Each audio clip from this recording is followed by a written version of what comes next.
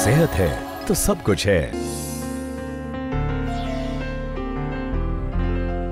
केयरवर्ल्ड TV के सभी दर्शकों को विजय केसवानी का नमस्कार। दोस्तों, मैं हूं Vijay Keswani, vastu expert, tarot reader, astrologer. आज हम जानेंगे कि ऐसे कौन से उपाय हमें ज़िंदगी में करने हैं, ऐसे कौन से वास्तु दोष होते हैं जो आपके जीवन में इतना गहरा प्रभाव करते हैं जिसके वजह से आपका चलता हुआ अच्छा बिजनेस भी किसी वजह से रुक जाता है या सही दिशा की ओर नहीं बढ़ पाता, या बहुत ज़्यादा मीटिंग्स करने के बावजूद जब हम फाइनल एग्रीमेंट पर आते हैं उसके बाद एग्रीमेंट साइन नहीं हो पाता। तो दोस्तों, पहले हम जानेंगे कि ऐसे कौन से वास्तु दोष हैं जो हमारे ऑफिस में, फैक्ट्री में, मॉल्स में, क्लिनिक्स में, हॉस्पिटल्स में या घर में, बंगलों में, फ्लैट में, रेंटेड फ्लैट में भी हो सकते हैं, जिसके वजह से हमारा बिजनेस या जॉब में हम तरक्की नहीं कर पाते हैं। तो पहले हम शुरुआत करेंगे बिजनेस की। दोस्तों, अगर आपके घर में आपका मेन डोर यानी मुख्य द्वार जो है वह दक्षिण की ओर है यानी साउथ डायरेक्शन में है, या वेस्ट डायरेक्शन में है यानी पश्चिम दिशा में है, या साउथ वेस्ट डायरेक्शन में है, तो आपका बिजनेस चलते चलते ठप हो सकता है, या जो बिजनेस पहले बहुत ज़्यादा अच्छा मुनाफा दिखा रहा था वह धीरे धीरे कम होता जाएगा। अगर साउथ वेस्ट में आपके फैक्ट्री का जो मुख्य द्वार है वो होगा तो आपके वर्कर्स आपके साथ में धोखेबाजी कर सकते हैं। यह मैं किस वजह से बोल रहा हूँ कि हमने बहुत सारे ऐसे पहले उपाय किए हैं, ऐसे बहुत सारी जगहें विजिट्स की हैं, इंडिया में भी बाहर भी, जहाँ हमने ये देखा है कि लॉकआउट तक भी वह फैक्ट्रीज़ की नौबत आ जाती है। उसके बाद वह हमें कंसल्ट करते हैं और उसके बाद जब हम सही ढंग से उसके उपाय करते हैं तो कुछ ही दिनों में सब कुछ ठीक हो जाता है। अब इसे हमें समझना है कि ठीक कैसे हो जाता है। इसमें ना तो सेठ का कुछ लेना देना है, ना तो वर्कर्स का कुछ लेना देना है। अब आप कहेंगे अगर ऐसा है तो लॉकआउट हो क्यों रहा है? इसमें है डिफरेंस ऑफ ओपिनियन। एक दूसरे के प्रति जो विश्वास है वो विश्वास टूटने लगता है।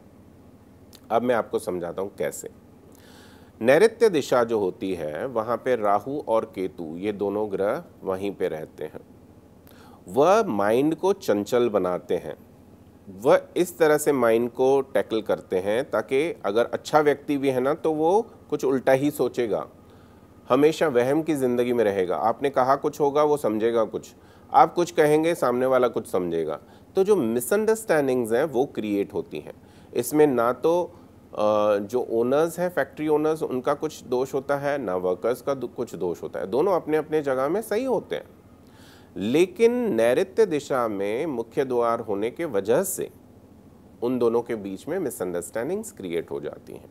वे चाहते तो हैं कि ये फैक्ट्री बहुत आगे बढ़े, दोनों की तरक्की हो, ओनर्स भी प्रॉफिट्स कमाएंगे और जो हमारे वर्कर्स हैं, जो भी फैक्ट्री में काम करने वाला सब स्टाफ है, जब तरक्की होगी तो उनकी भी पगार बढ़ेगी।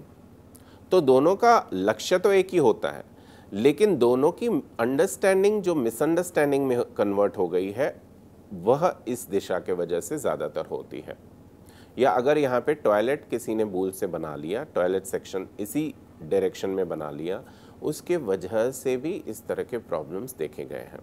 अब ऐसे दोषों में आपको करना क्या है? आपको ये समझना है कि आपको एक चांदी की बड़ी तार लेनी है और 2 चंदन की बनी हुई कील बनानी है। जैसे हमारी पेंसिल होती है उसे हम शार्प करते हैं, उसी तरह से आपको सैंडलवुड 2 लकड़ियां लेनी है, उसे शार्प करना है ताकि एक कील जैसा उसका शेप बन जाए। और आपको करना क्या है, एक जो चंदन की कील है उस पर आपको चांदी की तार लपेटनी है, उसे फुल लेंथ लेकर जाना है, जितना भी एंट्रेंस है वो पूरा, और दूसरे जगह में दूसरा चंदन की लकड़ी को गाड़ देना है, उस पर उस चांदी की तार को लपेट देना है। यह पहला उपाय है। इससे हमारे वहाँ के नैऋत्य दिशा के दोष जो हैं वो 30% तक कम हो जाएंगे।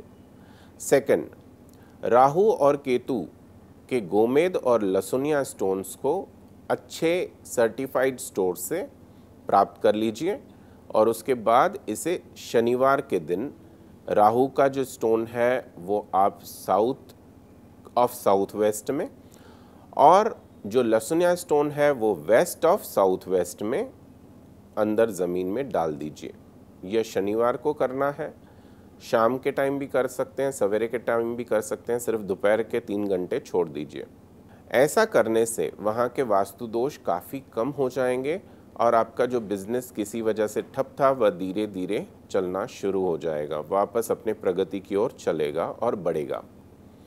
दूसरा, जो भी व्यक्ति ऐसे फैक्ट्री में काम करते हैं या रहते हैं, उनके जेब में चांदी का स्क्वायर पीस जो 1 रुपये की थिकनेस जितना हो, उसे अपने पास में ऊपर की जेब में 2x2 इंच या 4x4 इंच रखना चाहिए। इससे वहाँ के दोष बहुत कम हो जाते हैं और आप अपने जीवन में प्रगति की ओर बढ़ते हैं। दोस्तों, अगर आपकी कोई भी वास्तु से संबंधित परेशानियां हों तो आप हमारे इसी सीरीज को देखते रहें केयर वर्ल्ड टीवी पर। अब देखिए care world TV live streaming care world TV live app पर iOS और Android पे उपलब्ध, www.careworldtv.com पे भी उपलब्ध है। कृपया सब्सक्राइब करें हमारा care world TV YouTube channel.